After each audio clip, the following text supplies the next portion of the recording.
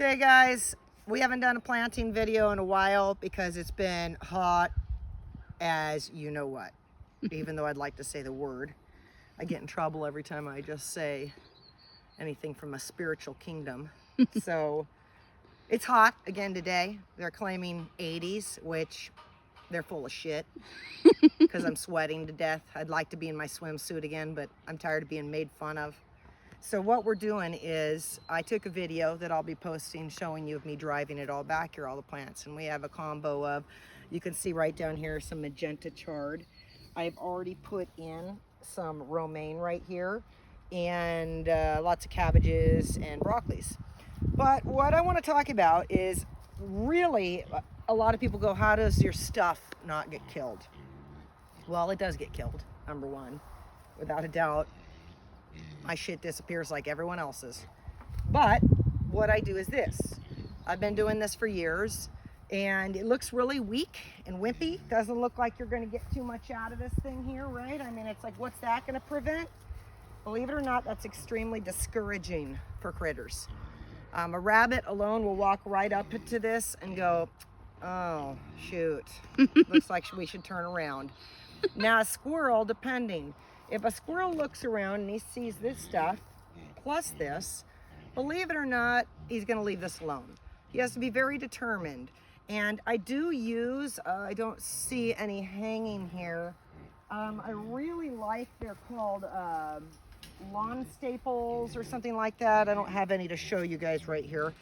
I use those to even tack the sides down if it's really windy where you're at, because you'll come out and find this whole thing is gone.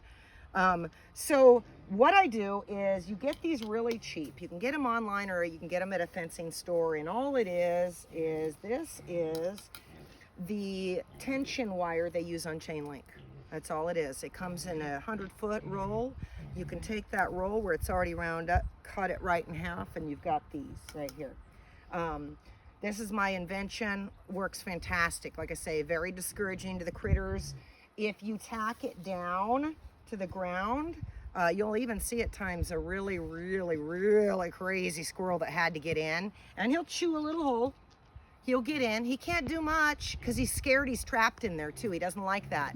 Doesn't want to be trapped in your garden. He wants to be able to run as he wants. So it really can make a difference. This size that I plant at, you see, takes me about 4 to 6 weeks to get to this. Last thing I want to do is come out and find it all gone. So I definitely do this on everything planted. Doesn't matter the time of the season, I have to do it. At the ends, you'll see how am I getting it so tight. Way I can get a quick blip. There's one of those lawn tacks right there. It's just one, you can see. I pleat it at the bottom. I slam that sucker in there. And then at the far other end, I just pull it snug so that you can see it creates a nice dome that can handle itself. It's only 30%, so the plants are feeling the heat. Don't be fooled. They know it's hot out. But we don't want 50, 60, 70, 80% because come fall, which we're basically in because we're in October, you're not going to get enough sunshine to your plants. This 30%, I can grow cabbages without ever removing it. Beautiful crops. So that's what we're doing. Let's go ahead and plant some of this chard. A lot of questions always, how deep, how much this, how much that. If you're already overthinking it, you've got a problem on your hands. Let's try not to overthink too much. Rhea, do you want to go on that side of me? Okay. I've shown this a bunch of times. These are just chard plants and not the prettiest, that's for sure. All the plants are wanting to be planted and I've been holding them off because we keep getting heat. I don't mind 2 plants together. So when I seed, I try to only do 1, 2, or 3 seeds, not by choice. Sometimes my eyes just can't handle seeing it all. Chard and beets, commonly you'll see the one big fat seed is actually 3 seeds, just so you know. So you will commonly see in chard, I will put only 1 seed in, but you very commonly will see 2 to 3. This one's only 2, but it's generally 3, sometimes just 1. So you can see it's almost a blessing when there's just 1, because each pod gives you 3 naturally, if it's a healthy seed. Maybe these were old. So I don't do anything, guys, except for I have my favorite little Cobra weeder I love. I dig in my compost. You can see I've been running my water since about 9:30 this morning.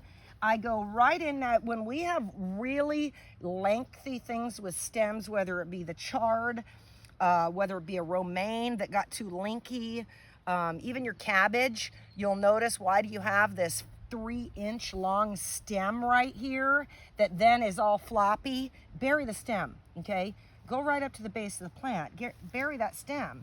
If you don't, a lot of times what people will do is go, oh gosh, I probably shouldn't go all the way up to this. I should only go to the soil level, right?